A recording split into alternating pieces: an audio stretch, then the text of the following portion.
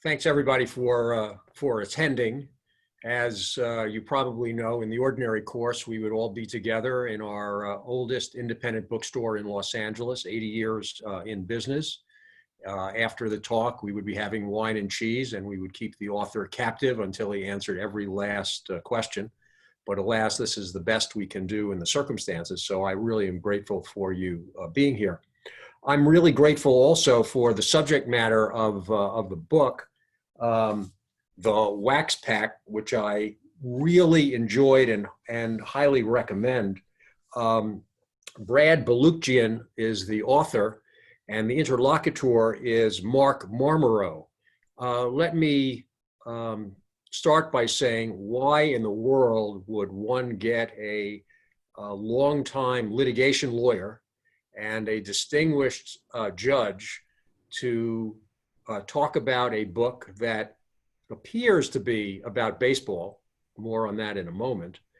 And anyone who knows Marc would know that the question answers itself. Marc is, as long as I've known him, circa 40 or more years, a baseball 50 years. 50 years. I was feeling young there for a moment, Judge. He's a baseball fanatic. Don't get him started on the subject matter of the New York Yankees, but he's a man who's willing to debate such important issues as how great would Mickey Mantle have been without hurting his knees and the like.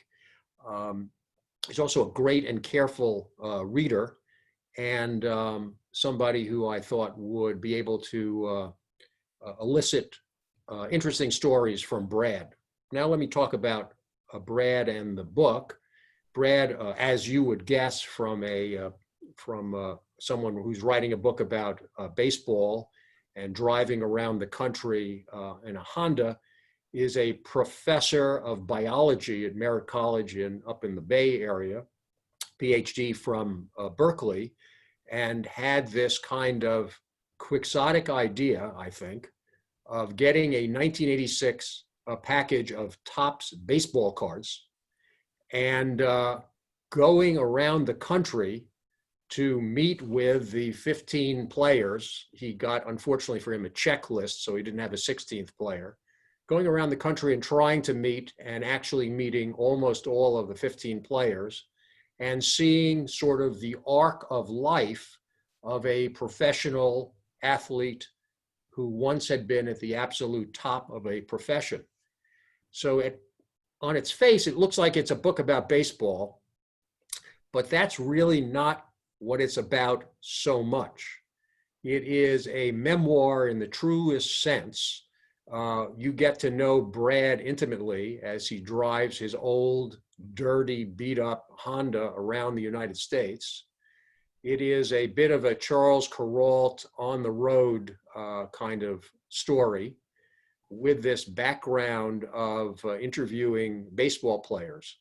One of the themes that I was taken with was the role of fathers as he spoke with all of these players, and the personal revelations that Brad made about his relationship with his father and being on the road by yourself for quite some time. Gives you a great opportunity, I gather, to think about it. And so I found that a particularly interesting aspect of the book. The book is a fast read. It is funny in places. It is poignant in places. And you learn an awful lot about baseball, about Brad, and about what it's like to be on the road. When this is made into a movie, which I have already prognosticated, if the song over the title does not include the words, "Where have you gone, Joe DiMaggio?" I will know that this movie was not properly made. So with that overlong introduction, let me turn it over to Judge Marmaro and to Brad, and play ball. Well, Bert, Brad, it's really a pleasure to be here. I echo everything that Bert said about the book, which I really enjoyed. And Bert covered many of the questions, Brad, the themes that I want to talk about. But, and we'll tease them out as we go forward. But I'd like to start and ask you this. You're a scientist, an entomologist, an expert in insects, a biology professor. How did you get to write a book like this? How did you conceive of this idea? Well, thank you very much, Mark. Thank you, Bert, for having me. Thanks for all the people in the audience. I appreciate you taking some time with me. Yeah, it's a good question. How does a bug guy write a book about baseball? And I think, one of the things that I was surprised by is I would never have predicted that getting a PhD in entomology would have actually been fantastic preparation for writing a narrative nonfiction book like this. And it certainly wasn't my intention, and I don't think my grad school advisor would be necessarily thrilled by that. But in a way, there's a big parallel between journalism and science, and I've always toggled between both of them in my career. I've done freelance writing over the years, usually about science, and I've been in science as a professor. And the process that you go through in both journalism and science is very similar. You have some question, you have some hypothesis, you figure out, okay, how am I going to collect data to test that hypothesis? And then you have all this information that you analyze and you come up with a conclusion at the end of the day. And so really this whole book just started with this question of, what happened to the guys that I grew up idolizing as a kid when I was growing up in Rhode Island and had thousands of baseball cards and would spend hours in front of them, organizing them. And, when I became an adult, I never stopped wondering about what happened to those guys that I spent so much of my childhood with. That where are they now theme, I think, is universally interesting to people. And so in a way, again, the way that you think scientifically can inform how you approach a project of this magnitude in terms of trying to answer some big question like that. Well, that's an interesting take. I wouldn't have connected the question and the hypothesis from entomology to baseball, but now I understand. Let me ask you this. For those who have not read the book, can you give a very quick overview to set some of the context of our conversation? Yeah, sure. So a lot of people from, the 60s, 70s, 80s growing up, pre-internet, pre-smartphone, as kids, a lot of us entertained ourselves with collecting baseball cards. It was our connection to the sport. And we flipped them, put them in bike spokes. We all have our stories. Sometimes our moms threw them out. Sometimes our moms didn't. Thank you to my mom for not throwing my baseball cards out. And so I had this kind of burst of inspiration of the idea that a pack of baseball cards, when I was a kid, I'd go down to the store and buy a pack with a stick of gum for 35 cents. And the pack to me kind of resembled a book, just in its shape. And, there's 15 chapters in the book, maybe 15 cards in a pack. And so I thought it was a brilliant way to get a random sample of players from that era that I grew up with, just to get a pack that had never been opened, 30 years later, and say, okay, whatever random players are in this pack of baseball cards, those are going to be the guys that I'm going to set out and track down. And not just call them on the phone, but turn it into this epic road trip where I drive 11,314 miles in 7 weeks all over the country to try to find these guys and figure out what's happened to them. I mean, that was the premise initially, was just, where are these guys and what's happened to them since I collected them. And then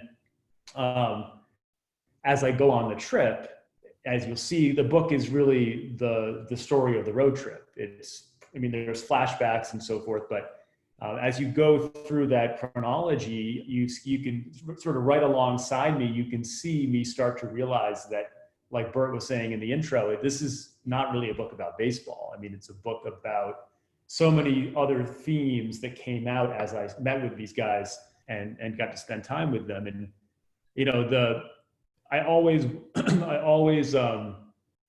you could write a lot of different types of books using this theme of a single pack, but I always saw this as being potentially something a lot bigger than just reliving their old baseball heroics. And I think that part of what I liked about that idea of the single pack is that I say that I didn't pick the players picked me, in the sense that one of the themes in the book is kind of, we actually don't have as much control in our lives as we think. And it's about how we react to the circumstances in our life that really determine, how satisfying our life is. And so this idea, again, of the guys I'm writing about just being randomly in the pack versus me, cherry picking the guys that I want to write about, really speaks to this bigger theme of the book. Why did you pick 1986? So that was the first year that I collected cards as a kid. So I'm 39 now, born in 1980. So my very first memories of baseball cards were from the year of 1986. And I figured that's as good as any year then to kind of be my inspiration here. So you've touched on this and Bert touched on it. I view your book as at least semi-autobiographical. You effectively made yourself a character in the book. Am I right about that? Yeah, exactly right. I mean, I ended up, as Bert was saying, the book is really I say it's every bit a travel book and a memoir and a self-help book, even as it is a baseball book. And this was something that, you go into a bookstore, most sports books are going to be a biography of a big star or a story, a book about the Yankee, some team or some, winning championship. You don't see a lot of books that are in this, that take the approach that I took, which is really, my book is, the style that I wrote it in was the new journalism style of the 60s and 70s. When I was going through in college taking journalism classes, I was reading, Tom Wolfe and Joan Didion and Gay Talese and all these greats of the creative nonfiction world. And I always wanted to have the space to write a book in that style and of that quality. And so to me, I said, in order to do this, like if I just wrote a book that had, individual profiles of 14 different baseball players, that would appeal to a very, very small segment of people. And I wanted to write a book that would appeal to a broad audience. And so I figured the way to do that is to include myself in the story as a character, so that there's some kind of connective tissue between each of the players as I go meet them. And so in that way, yeah, my story becomes as much a part of the book as the individual baseball players. You write very candidly and explicitly about your own vulnerabilities. Why did you choose to do that? Yeah, so I think if the best piece of writing advice that I've ever gotten in my whole career was from an editor named Steve Padilla at the LA Times. I was on the science desk of the LA Times about 7 years ago on a fellowship. And he said, you can throw out your fancy words and your adjectives and your metaphor and your imagery and all of that. The thing that matters the most in any piece of writing, whether it's 500 words or War and Peace, is the meaning. What is the meaning of the book? And to be able to, or the piece of writing, and to be able to describe the meaning in 1 to 2 words. So if I had to describe the meaning of my book, it's vulnerability. And if I had a couple more words, I'd say vulnerability among men.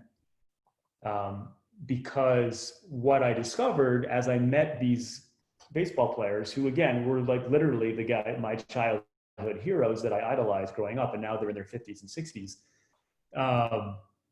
What blew me away was how vulnerable they were willing to be, and how much they shared with me about really personal things that don't have a whole lot to do with baseball. So as Bert was saying, it became this running theme of how many of these guys were mistreated or abused by their fathers or had some kind of issues with their fathers. How many of them had alcohol issues, drug issues, disease, divorce, all these things that were cropping up. And which really humanize them. And I think, it gives you a whole new perspective on who these athletes are as people.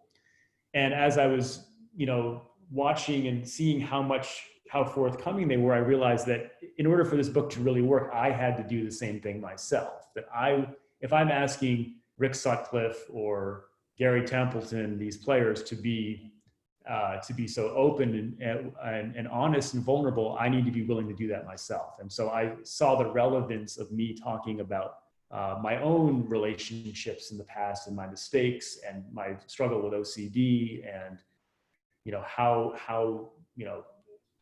my struggle with OCD relates to how these athletes manage their own anxiety, because OCD is just an anxiety disorder, and how I could see these parallels between how I manage my fear and how these athletes manage their fear, both in baseball and after baseball.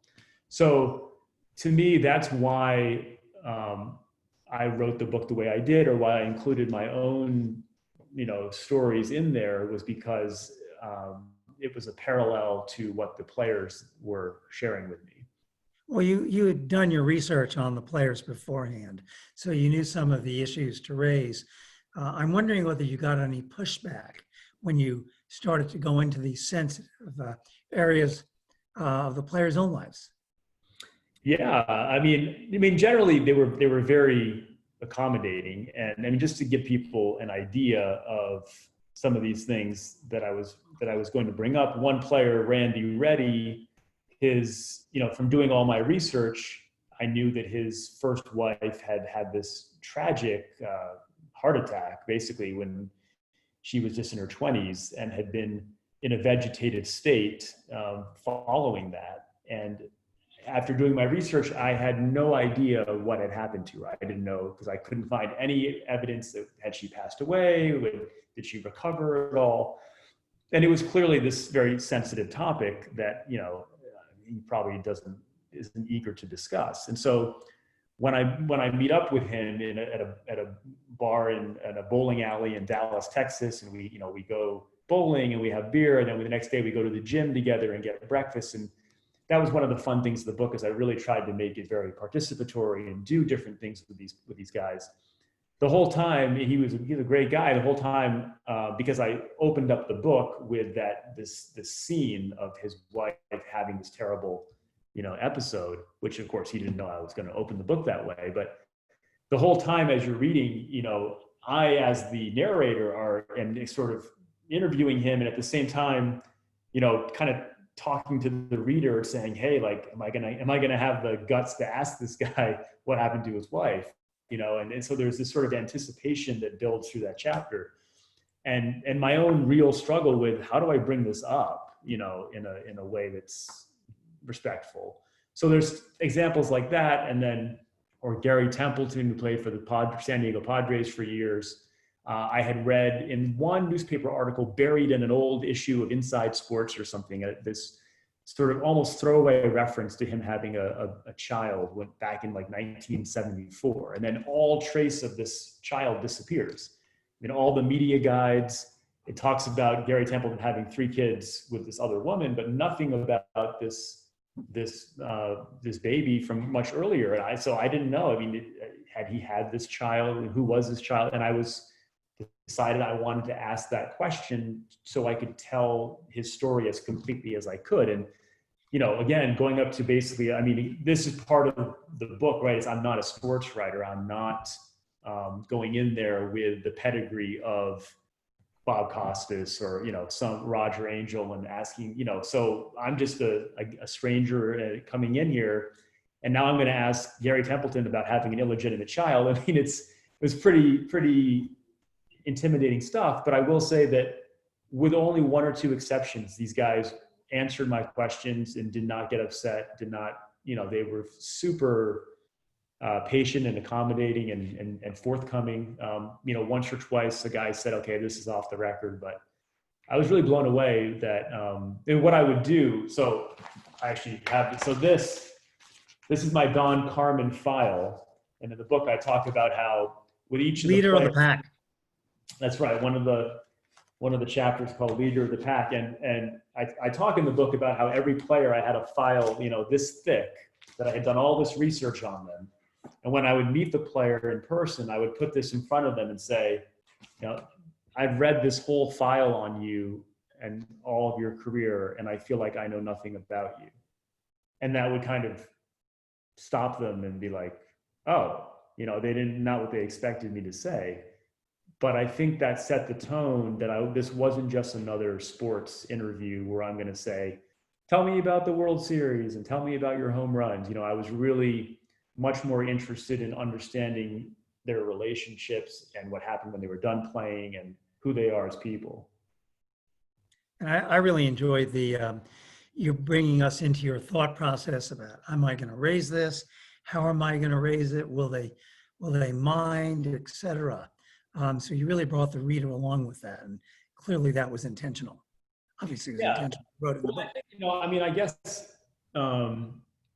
I tell people all the time, if you're looking for a book with like sports analysis and statistics, don't buy my book. That's not the type of book it is. But I think it's I think the authenticity and maybe even at points desperation kind of rings true, because this book was truly, just to talk about process for a second. The book, I had the idea in 2014. I took the trip in 2015. We're now in 2020. And the reason why it took so long to get published was because, again, the book itself became the very underdog that it champions, in that I didn't have a book advance. I didn't have a book deal. I had my 2002 Honda Accord with a lot of wear and tear on it, and it was just me going off on my own to try to find these guys, paying out of my own pocket, staying in, Motel 6 is too high a number to describe the motels that I was staying in, and really just taking a chance on myself. It's the first book I had written. And I was working part-time teaching biology just to have enough time to work on this. And the book got rejected 38 times by publishers who were saying, basically, you don't have 100,000 Twitter followers, and you're not a celebrity, so why would anyone read about you? And so it's been really enormously gratifying now to see the book hit the LA Times bestseller list and to see how well it's done, because it just feels very back to my point that I think that voice, that authenticity of why I was doing this, because I just needed to do it for myself and my own passion. It wasn't to fulfill some book contract or for anything else. Do you think there's anything different about this 1986 generation of baseball players from today's generation? Yeah, I think fundamentally different. I think there's a lot of different. So an interesting question is, if someone 30 years from now did a book got a pack of 2020 baseball cards and opened it up, how would it be similar or different? And I think there would be some similarities. I think all of these athletes, all these baseball players, no matter when you play, I don't think anyone on this call right now can relate to the idea of being 35 and then you can never do your job again. Like at age 35, Mark, if I came up to you and I was like, sorry, you'll never work another case, you're done forever. That would be a tough pill to swallow, I would imagine. But I would try to play baseball. Yeah, so sports are weird in that you're right. And you have to remember the guys in my book, most of them didn't go to college. Their entire identity was wrapped up in being a baseball player. And then that's gone forever in their mid-30s. And so that, I think, rings true to today. Today's players will go through that same transition. But what's different is that these guys in this book are the last generation pre-internet, pre-smartphone, pre-social media, and obscene wealth and money that's in the game today. And so a lot of these guys had to get jobs in the off season, or when they were retired, they didn't have a bunch of cash to sit on. They had to go have another career, have another life. And I think that's probably a little bit different than today's players. Also, the guys back then speak very wistfully of their time, back then in the 70s and 80s, after a game, like 15 guys would go close down a bar and stay after and have no concern, no worry about any of that being caught on social media or anything. Now everyone's, if you're out in public and someone has a phone, it's going to be everywhere. So I think, it's a different culture now than it was then. No question about it. I think Bert and I grew up in New York City in an era when the players took the subway to Yankee Stadium or the Polo Grounds and took the subway home after the game. So what are some of you mentioned that the players, unlike today's players who've had life-changing salaries, what kind of jobs are they doing now in their 50s and 60s? Maybe give us 3 or 4 interesting examples. Just to give you a sampling from the book, Richie Hebner he drives a hearse in Norwood, Massachusetts for a funeral home. Rance Mullenix is a realtor out here in the Central Valley in California. Don Carman is a psychologist for Scott Boras. Scott Boras is an agent for all of Boras's clients, who are some of the biggest baseball stars today, like Bryce Harper, Steven Strasburg. What else? Rick Sutcliffe is a broadcaster for ESPN. So you've got this, range of professions, but certainly not all of them are doing baseball. Yeah, I thought it was interesting that Rich Hebner, who is driving the hearse, in high school, he worked at a local cemetery. So I guess he stayed in that business his whole life and interrupted it to play baseball. That's right. Yeah, he decided to moonlight as a baseball player for a little while. Yeah. One of the things that you've talked about it and Bert's talked about it, and I'd like you to expand on it if you could, is the father-son relationship. And of course, in your dedication to the book, you also talk about that. Yeah, again, not a theme going in that I knew would be as big a theme as it was, but I think we all know that the father-son relationship is sort of integral to baseball. We all think of Field of Dreams and, the scene at the end of that movie. But what my book does is kind of turn that on its head a little bit, because this is not all Field of Dreams moments. There were certainly some players who had wonderful fathers, like Rance Mullenix and Lee Mazzilli, who talk very glowingly about their father's influence. But there were other players where their fathers either were never, like Vince Coleman, as far as I can tell, never knew who his dad was. And several guys whose fathers were either, at best absent and at worst abusive. And so, one of the really, I'd say really most surreal and poignant moments in the book is with one of the player that was my favorite as a child, a guy named Don Carman, which I know is really weird. I'm kind of a weird guy. I always liked, my favorite players were the underdog types, not the stars. And so Don Carman, who was a pitcher for the Phillies, was in the pack. And so here I am now as an adult getting to meet the guy who I, as a kid, literally wrote birthday cards to as a fan, as an 8-year-old. And now I'm going to go interview him, in Naples, Florida for this book. And so they always say, don't meet your heroes because you're bound to be disappointed. And that's probably usually true. And in this case, he was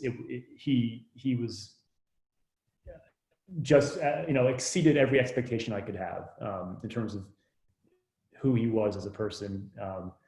And anyway, within half an hour of meeting him at the zoo in Naples, Florida, I'll try to paint this picture. It's 95-degree heat in the middle of July, sitting outside one of those little cafes at the zoo.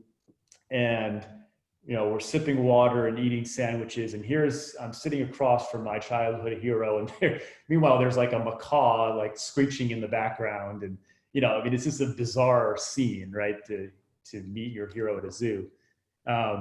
And we start talking about his background. I had actually gone to the small town in Oklahoma where he grew up a week or two prior, so I could really see the place he came from. And Camargo, Oklahoma is about as far from a bright spot in the universe as you can get. It's this town of 150 people in western Oklahoma. so I kind of knew already where he had come from. And so he's describing his childhood and kind of how he never, it felt like he never fit in, and he was always being picked on, and, you know, was always dreamed of leaving Oklahoma. And that continues on. And at some point in the conversation, he's basically actually telling me about how he spoke to his father in his whole life, maybe 3 or 4 times. And that was basically when his dad was being physically abusive, and he, you know, became so overwhelmed by the emotion, he was breaking down in tears. And again, it's a surreal thing to see your own childhood hero in front of you being that vulnerable and emotional. And again, it's not like I really know him, so I'm not going to wrap my arms around him, you know. But I wanted to. I felt that impulse. So again, for him to open up that much was really amazing. And then from there, got to learn a lot more about. And his father also. It was even more tragic because his father died in a car accident when he was like 15. But what's interesting with all that stuff with the fathers is that, you know, certainly all of that trauma was very difficult for these guys. But in a weird way, it's a really interesting thing to dig in on, because you have to wonder did it actually make them better baseball players in some way? Rick Sutcliffe also brought this up, where he hated his father, ran out on the family when he was 11. And he said he bottled up all that rage and anger towards his father and it used it for intensity on the baseball field. And it made him one of the most intimidating, feared pitchers in baseball. So much so that he had a great story when he went to spring training with the Dodgers in the early 70s, just as a rookie. And he met Don Drysdale and Sandy Koufax, who were 2 of the biggest names in the history of baseball. He said, those guys didn't scare me a single bit because I knew what I had dealt with my own father. And so as sad as all of that is, you know, in a way, some of these guys seem to use that to motivate them as competitors. And maybe Rick Sutcliffe wouldn't have been as dominating if he had not had that, you know, that backstory. I don't know. But it was interesting to kind of discover those, you know, you would never know that from the baseball card, right? I mean, that's why this book was so interesting to dive into. Rick Sutcliffe is on ESPN now, so he's still in baseball. So he's the only one of these players who really are actively in the game, unless Don Carman's work for Scott Boras counts. Right, and Sutcliffe, I mean, you can still listen to him. You know, he's on ESPN, and if you watch a game that he's calling, and he seems very just candid and unfiltered. That's how he is in real life. I mean, we're driving in his car, his SUV, around Independence, Missouri, where he grew up, and he took me to where his grandparents raised him. And he took me to his high school. We went in the lobby at his high school and saw this, like, you know, it was funny. Like, we're in there looking at Rick Sutcliffe's jersey and trophy, and all these kids from summer school are kind of noticing, oh, there's this 6'7" redhead in here looking at his own trophy. A crowd started gathering really quickly. But Sutcliffe was so, I mean, and he was, you know, he was a star. He was a big name player, and he still is a star. And he's kept his head really level. And he had this great quote, you know, we're driving around his hometown, and I said something, asked him about, you know, signing autographs. And he's like, yeah, I probably have signed an autograph for every person in this town. And he said, you know, and I'll sign a second one if they want me to. And I asked him about that. And he said, you know, Sandy Koufax told me when it comes to autographs, you know, he's like, worry about it when they stop asking you for your autograph, which is a great perspective, right? That, you know, it's, you know, enjoy the ride, basically. He also has a daughter he's very proud of. Yeah, and so for a book about fathers and sons, it was great to see. So back to Randy Reddy, one of the players for a second, I didn't mention him. His father was also not a very good dad. And then Randy Reddy ends up having 6 kids who are all boys. So he's basically got 6 chances to do a better job. Rick Sutcliffe, who didn't have a very good dad, has only one child, and it's a girl. But you can just tell what a proud father he is. His daughter Shelby, we're driving in the car, and he's telling me, oh, Brad, I wish you could meet my daughter. She went to Harvard Medical School. She's doing all this this mission work. She's so smart. He knew I was a professor. He's like, she would be like your top student. And so it's just really neat to see how many of these guys who had not had good parenting had broken that cycle and were fantastic fathers themselves. You talked about how forthcoming the players were, how they shared details with you. There's one player you really kind of struck out with, Carlton Fisk, despite 2 chances. Can you just give us the Carlton Fisk story both times, both chances? Carlton is the white whale of the book, I guess you could say. Never gone. So Fisk. So okay, let me paint a picture here. When I got the pack and I was opening it up and extracting that disgusting calcified piece of gum, which I still chew despite all that. Normally when you open a pack, when you see the star player, you're really excited, and because I'm just different, I always get excited by the guys that were the journeymen, the underdogs.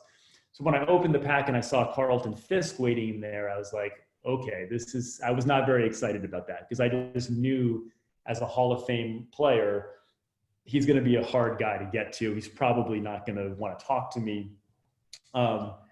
So I decided, but I was going to give it a shot, just like I gave everyone else. And so before I had taken this trip, I had done about 9 months of research of just good old fashioned stalking, basically, just trying to track down people's phone numbers or emails or whatever. And I got in touch with Fisk's people. So he's the one guy that still has people.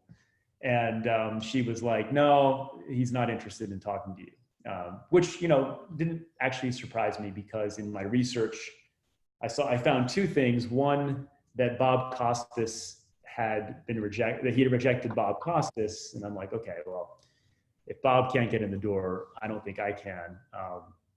And it's funny, I actually got an email from Bob Costas a couple of days ago that he said he read my book and really enjoyed it, and said that he commiserated with me about Fisk and said, yeah, Fisk wanted me to pay him to talk to him. So, and the other thing was that I spoke to Fisk's biographer. So this guy named Doug Wilson, who wrote a 330-page book all about Carlton Fisk, and got Fisk's 91-year-old mother to talk to him, and Fisk wouldn't even talk to him. So given all that, I was not surprised that I didn't get an interview. But so I go on the road and I'm thinking, okay, like I knew I had an address for Fisk in Sarasota, Florida. And I briefly thought, well, I could just like try to show up at his door, at his house and ring his doorbell. But I figured out I'll never get close, because I'm sure he's got all kinds of gates. And then I just randomly got a message from someone that knew him, a source in Florida, who said, Fisk every day golfs at this really exclusive resort called the Founders Club in Sarasota. He goes, he plays golf, and he goes and drinks at the bar, and that's what he does. So he said, if you can somehow get into the property, you might have a chance of getting in. So I thought, okay, what am I willing to do for the story here? How far am I willing to go to try to find Fisk? And I always felt like, at the very least, I can write about my attempt, and that could be entertaining. And so if you can picture this, so my big plan is I'm going to pretend like I'm a millionaire interested in buying a house on the golf course, because this is one of those developments that has, the sort of custom houses on the golf course. And you can't get anywhere near, I mean, it's private the whole way. But I'll just act like I am going to buy a house, and maybe I can get in there. So I pull in my 2002 Honda Accord with, the back seat, like just overflowing with boxes of research that I've done and papers. And I go in and, I do my very best to pretend like I'm this hotshot from California. And He's driven from California in his Honda. It's right. So I go, and I'll let people can read the actual description of it, but I go through it. The whole thing, it works beautifully. I get into the club, I get into the clubhouse, I get a free meal, I get exactly where I need to be. he ends up not being there, but I end up getting to him a couple of weeks later, which is sort of the payoff of all of it. But it's funny, at the end of that, when I'm going back to my car, I realized that, here I've tried to sell this whole story of me being this wealthy, home buyer. And I look at my car, I'm like, I rolled in here in a 2002 Accord with California license plates. Who in the world drives cross country to look at a house to buy, right? So I was lucky to be able to get as far as I did, but it was a fun attempt. But then you did see him in Cooperstown. I did. So a couple weeks later, I took it upon myself to. He actually was charging for his autograph, so I stood in line and paid my money. And when I finally got face to face with him, just to have a little fun with it, I had printed out an 8x10 glossy of myself that I had autographed to give to him. And so it was just kind of a fun way to approach that. And I somehow doubt that my autograph is on his wall in his living room, but you never know. I meant to ask you this before. You mentioned, before we go on to one more player that I want to talk about, you mentioned about Don Carman. You sent him a birthday card when you were a little kid, right? That's right. I assume you never heard back. Yeah, so when I was a little kid, I would write to baseball players and try to get their autographs, and Carman was one of them. And I'd sent him this birthday card when I was a kid and never heard back. And so when I met him, I actually went to his house in Naples, Florida after the zoo. And I brought it up and I said, hey, any chance you remember getting this card? Or there had been this article on Slate about how he had found all this old fan mail and he had answered it. And I wondered if maybe my card was somehow in there. And so he went into the garage and, it wasn't there, which I thought it was actually, good. It's like, I guess one of the lessons of my book is that, most of, in a Hollywood story, my card would have been under some old box and I would have found it and it would have been this amazing moment, but that's not how it usually works out, right? So I think one of the things that I try to get across in my book is that, life isn't really about these home runs and strikeouts. It's about the stuff in between a lot more and learning how to be satisfied with that. There's one more specific player I'd like to ask you about, and that's Gary Templeton. In this summer, where we've been focusing on the tremendous problem of racial inequality, there's part of your book that deals with that too. Can you share that with us? Right, and then another unexpected theme when I set on the journey, I never knew that this would become a big part of the book. And so the issue of race in baseball, particularly with Black players, it comes up in the Gary Templeton chapter and the Al Cowens chapter at the end. And Templeton was a guy who came up in the St. Louis Cardinals system in the 70s, who had just amazing natural talent and never really reached that potential. But he had this incident in 1981 in a game where he didn't run out a ground ball to first base, and the crowd started booing him. And so he flipped off the crowd and he gets ejected from the game, and his manager, Whitey Herzog, grabs him off the field, and they suspend him for like 3 weeks, and they actually send him to a psychiatric facility, basically bury him for his behavior. And for the rest of his career, that kind of followed Gary Templeton wherever he went. And when I met with Templeton outside San Diego in the book, I wanted to bring up this incident. And I wasn't sure. I thought he was actually not going to want to talk about it because I'd never seen him in any other interview really, get into it. And maybe it was like he really liked, the raspberry iced tea he was drinking that day or something, but he was really fired up to talk about that incident. And he told me the whole story. And when you read the whole story in the book about what happened there, it changes everything about how you see it. And you realize the racial slurs that were yelled at him that triggered him to react the way he did. It puts a whole nother spin on it. Not only the slurs, but then that Whitey Herzog and all of his teammates heard all of that. And still no one brought that up with the media. No one defended him. They basically just left him out on his own. And, and he talks about, both he and another Billy Cowens, who was a cousin of one of the players that had passed away in the book. They talk about, being a black baseball player in the 70s and 80s, a lot of attention gets put on the Jackie Robinson story and breaking the color barrier. But, 30 years later, it was not easy to be a black baseball player coming up through the ranks, and how hard it still was. I mean, one of them shared a story about trying to get a motel room in Florida in the 70s and being rejected, and the guy behind the desk is showing him his Ku Klux Klan hood. I mean, it's that level of stuff was still happening, in the 70s and 80s. And so, it just, that again, just gave me some more context about an appreciation for what some of these guys had to go through. I want to ask you about a character in your book that's not a baseball player, the woman in Scranton, Pennsylvania, who you start and end the book with, Mary Goula.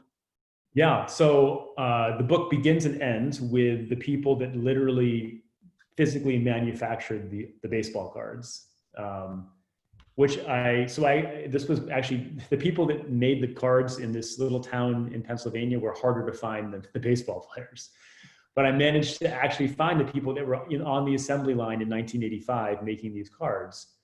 And I met up with them after the trip in 2017. I traveled all the way to outside Scranton and met these Mary Lou Goula and a few of her colleagues. And I asked them to take me through the process of how did you make the baseball cards? And so the book opens up in the factory showing how they cut the cards and bundle them. And the book ends with me back sitting with them in 2017 talking about it.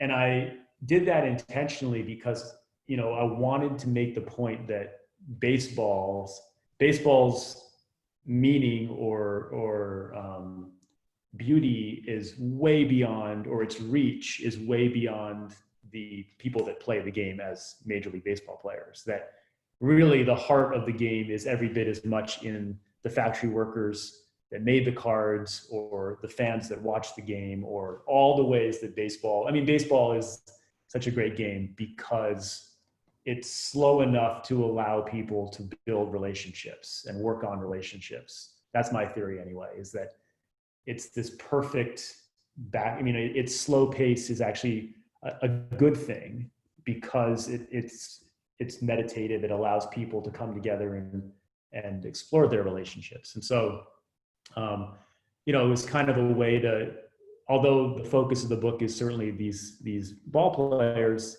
I wanted to show the bigger community that baseball, is all about. So there's a couple of just areas I want to touch on. And one is 11,000 miles, I don't know, 3,000 cups of coffee or something that you write about. Did anybody tell you were crazy to do this? Yeah, I don't think anyone didn't say I was crazy. Definitely a unusual summer vacation, I guess you could say. But no, it was crazy. It was totally crazy. It's totally irrational. But that's why I love being a scientist and a writer, right? Because the science part of me, it's all about being logical and rational, and the writer part it's about your emotions and sometimes doing things that are crazy. So are you still in touch with the players, or some of them? Yeah, actually, one of them, Don Carman, I was just texting with yesterday. In fact, before the pandemic, I was going to go on another road trip on a crazy cross-country book tour, and several of the players had agreed to appear with me at bookstores.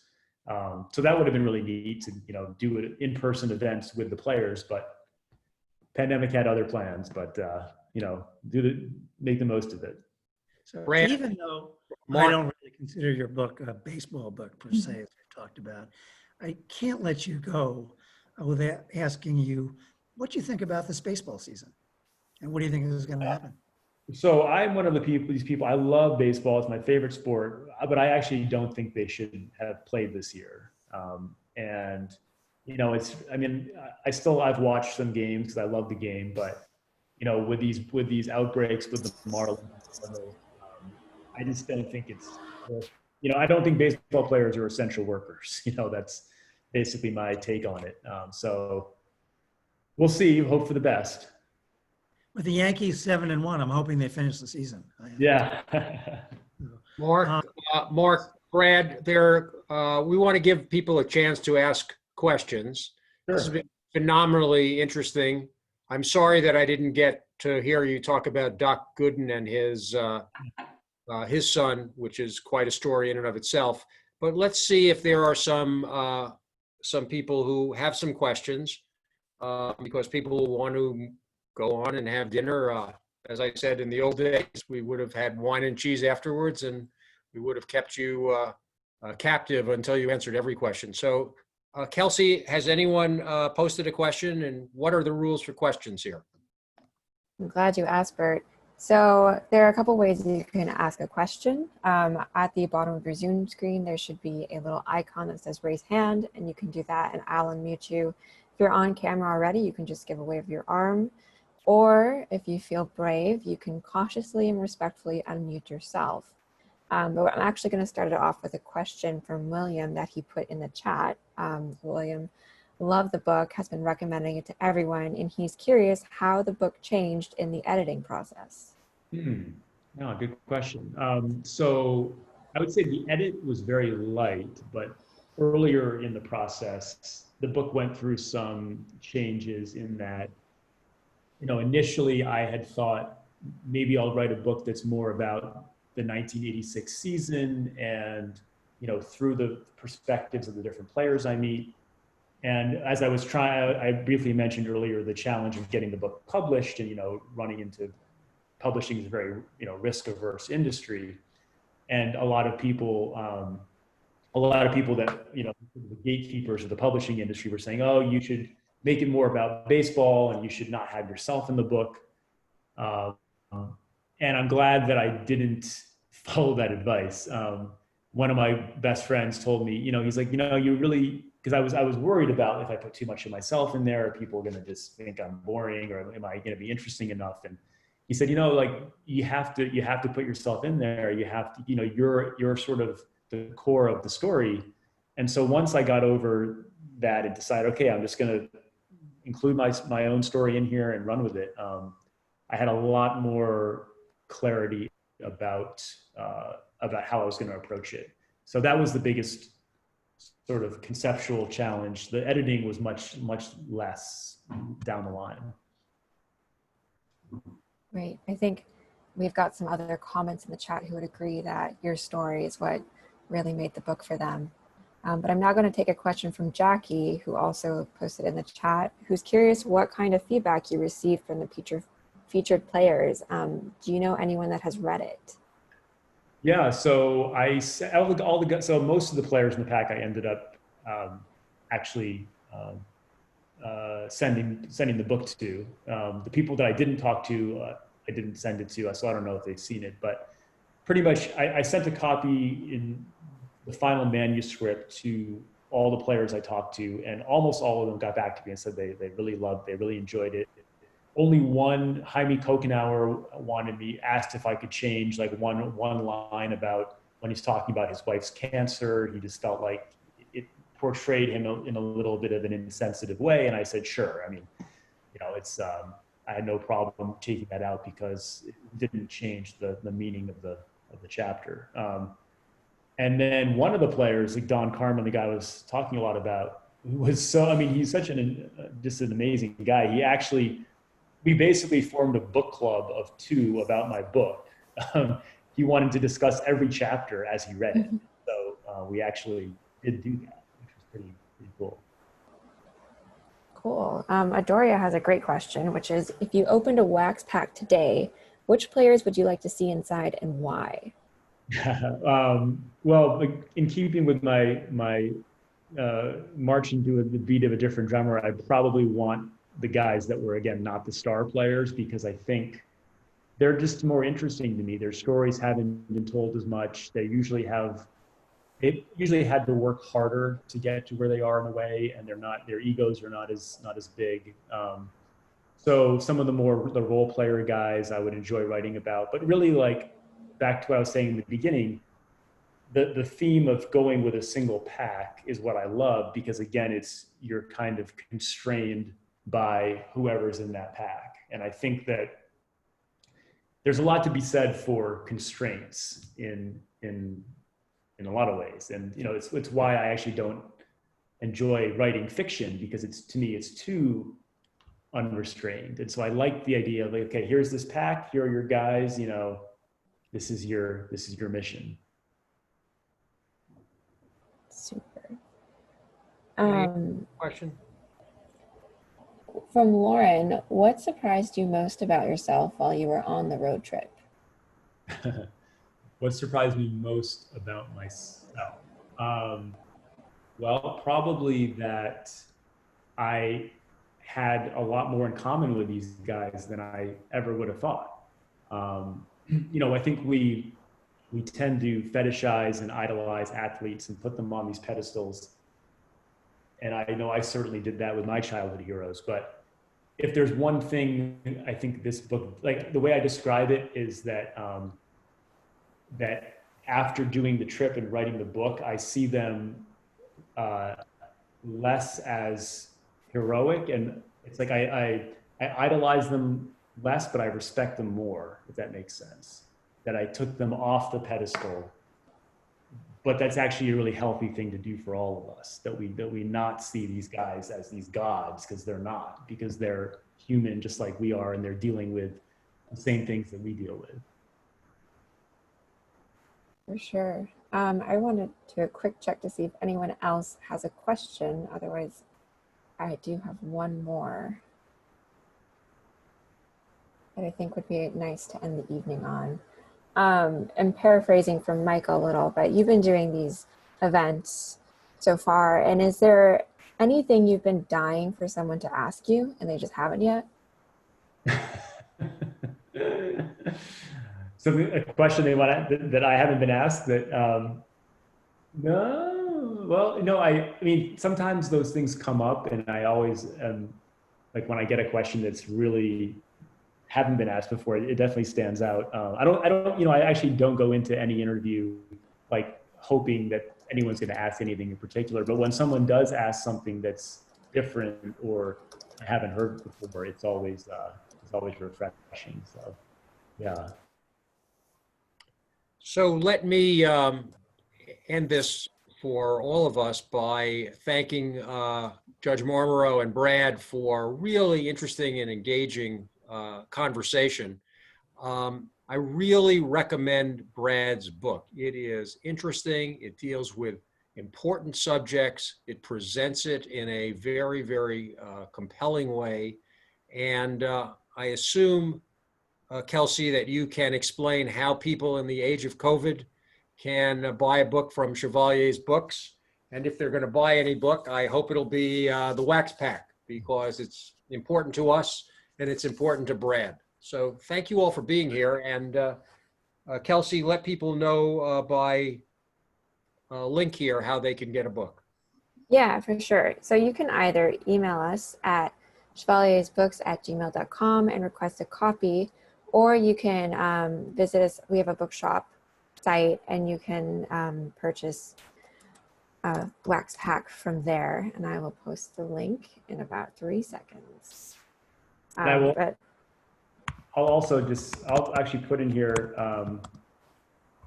my email address, and I'm always happy to, you know, to talk to anyone who has questions or comments. I love corresponding with people, with readers, and I love Bookshop. The fact that I'm trying to tell everyone, you know, please buy your books from independent bookstores. They really, you know, really need that support right now. So, and thank you guys for having me, and thank you all for tuning in. Thanks a lot. Thank you, everybody. Bye-bye. Okay. Good night. Good night.